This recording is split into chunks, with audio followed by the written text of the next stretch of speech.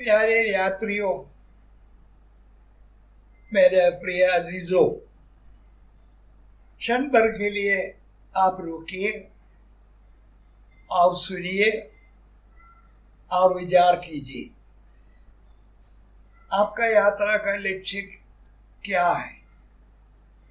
कहाँ पर पहुँचने का है? हमारे जीवन में हर कदम के लिए या हर कार्य के लिए कुछ लक्ष्य तो जरूर होता है। लक्ष्य बगैर हम कोई काम नहीं करता। तो अभी आप जीवन के सफर में हैं। आप किस ओर जा रहा है ये आप सोचने का है। तो आप कभी फर्क के देखा कि आपका जो सफर जो है सही रास्ता में है?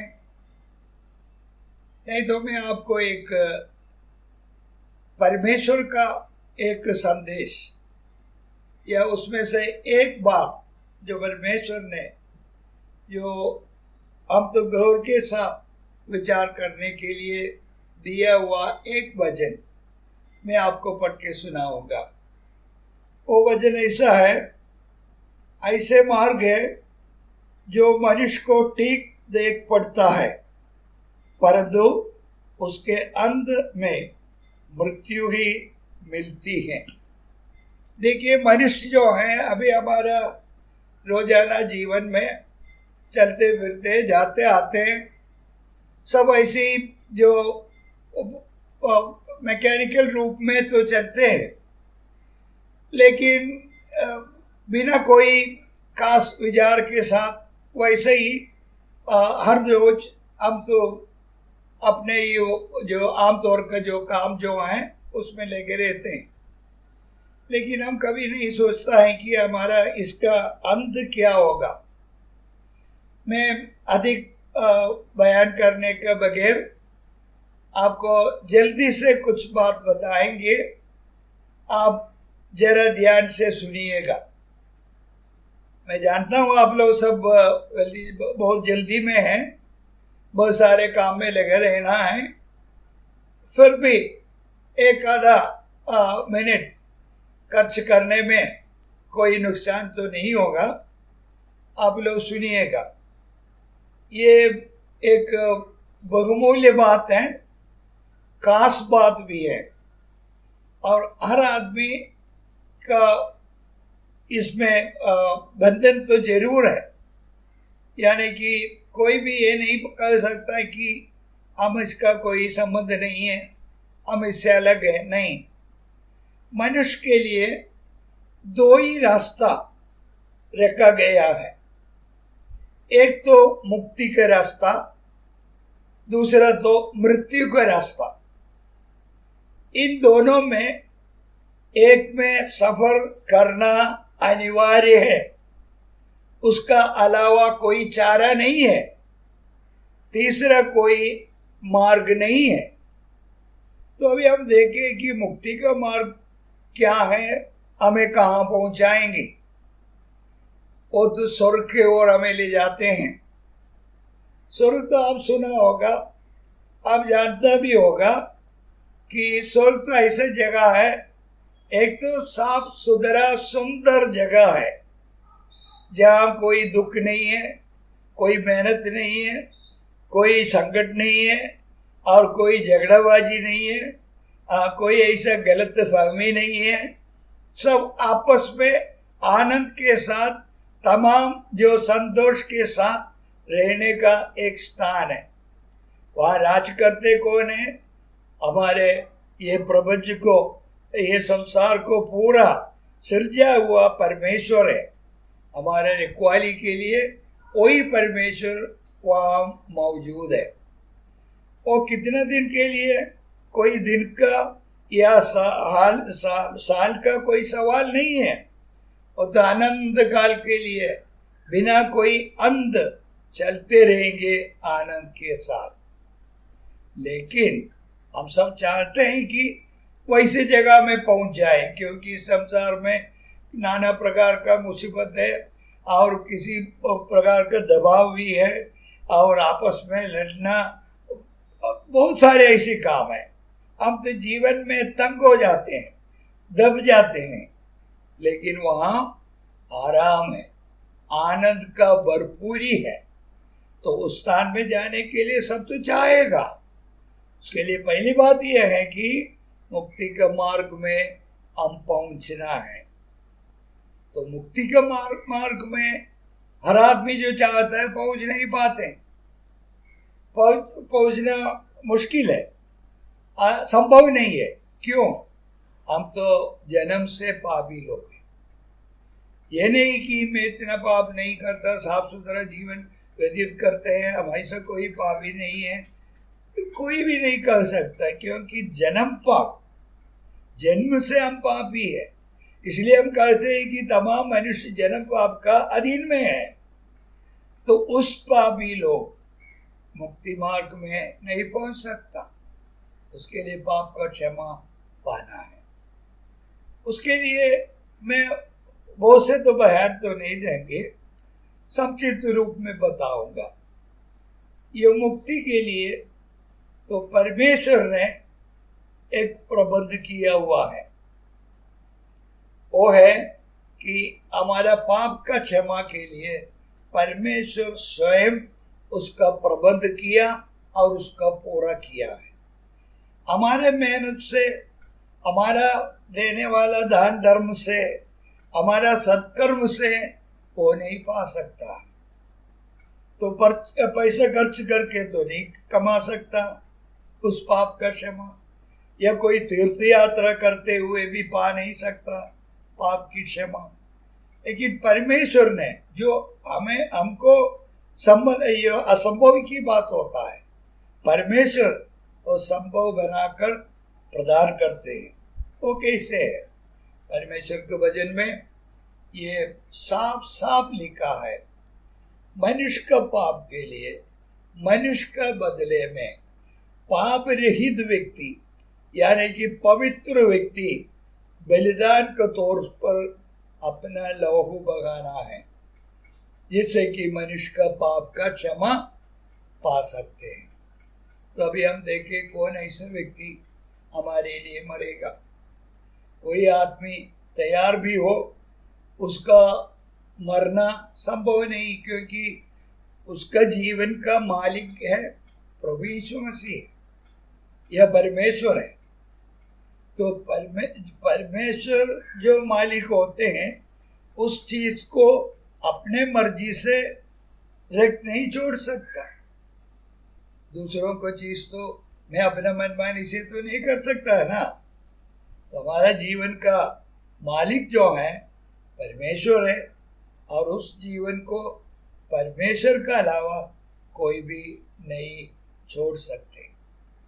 तो मान लीजिए, तो परमेश्वर ने मान लिया कि ठीक है मनुष्य के लिए तो मर जाओ, तो पवित्र मान जाए और मरने के लिए जो इजाजत दे, तो मर भी गया।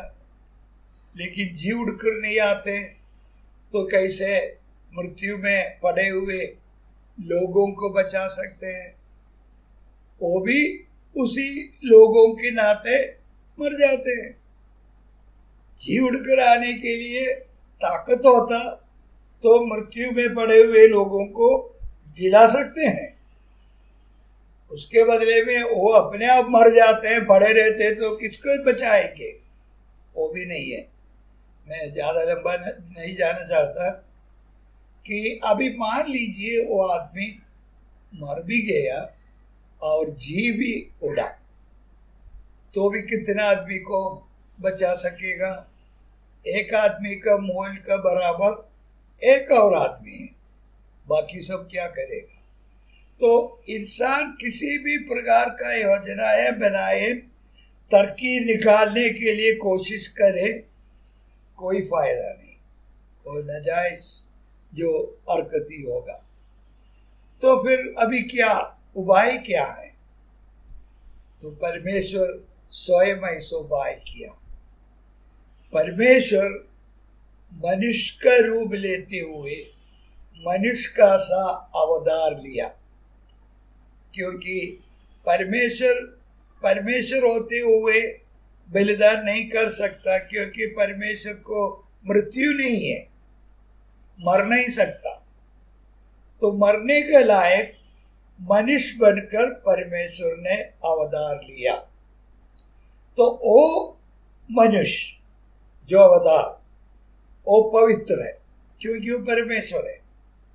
वो अवतार जो अपने जीवन का स्वयं मालिक है, जीवन रख छोड़ सकता, वो अवतार परमेश्वर होने के कारण मुर्दों से या मरे हुए मुझसे जी उठ कर आ सकते हैं।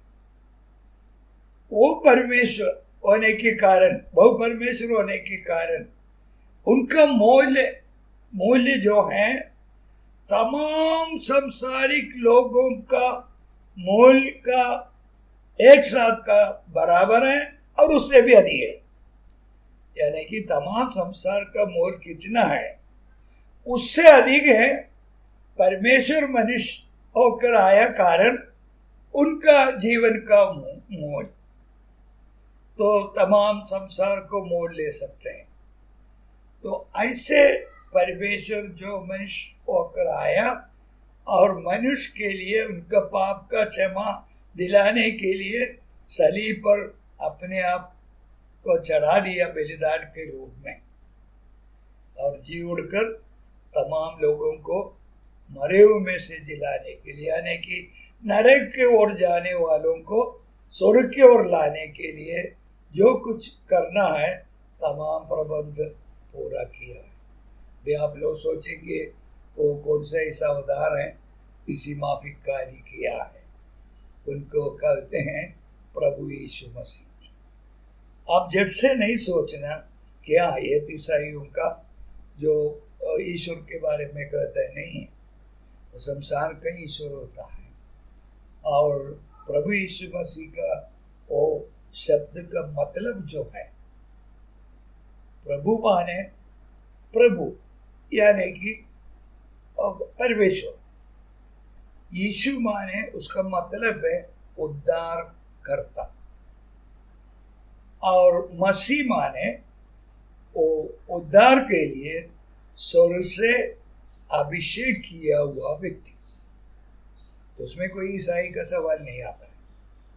तो तमाम आदमी जो उद्धार पाना चाहते हैं, मुक्ति मार्ग में पहुंचना चाहते हैं, तो वो आदमी चाहे उनका मजहब कोई भी हो और उनका अवस्था जो भी हो, कोई सवाल नहीं। यदि मनुष्य हो तो उस प्रभु के साथ आप पहुंच सकते हैं। और पहुंचने के लिए कहाँ जाना, कहीं भी नहीं, जहाँ आप रहते हैं, जीवन पढ़ते हैं, वहीं आपको मिल सकता है। सिर्फ इतना है कि आप लोग विश्वास करना, प्रभु यीशु मसीह का बगाए हुए लोगों के साथ हमारा पाप का क्षमा पा सकते हैं।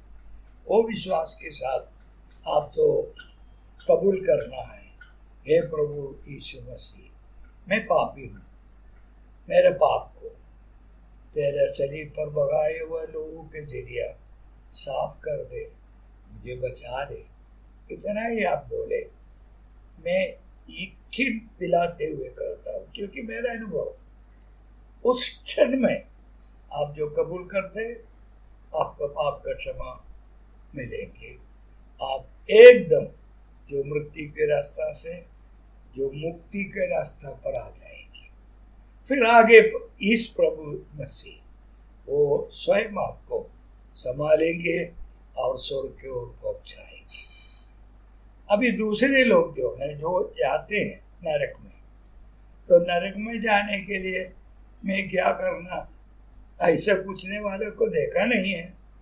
यदि पूछ भी ले कि नरक कहाँ है, किसी ने ऐसे भी पूछने वाले हैं, अरे नरक कहाँ है, तो उधर कहाँ जाकर उसको देख सकता है। ऐसा खिल्ली उड़ाते हुए लोग तो पूछ सकते हैं।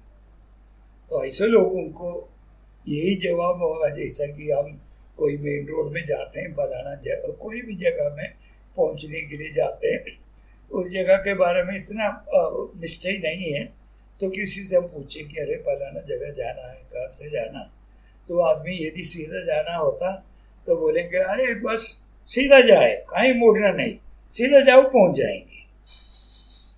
वैसे जवाब देना पड़ेगा यदि कोई किल्ली उड़ाते हुए कहते अरे नरक कहाँ है, मैं कहाँ जाकर देख सकता है, तो यही जवाब होगा, सीधा जाओ। अभी जैसे जाते हैं, जैसे जीवन व्यतीत करते हैं, वैसे जाते रहो, अब पहुंच जाएंगे। यदि बचना हो, जैसा मैंने पहले बताया, उस तरीका अपनाना है।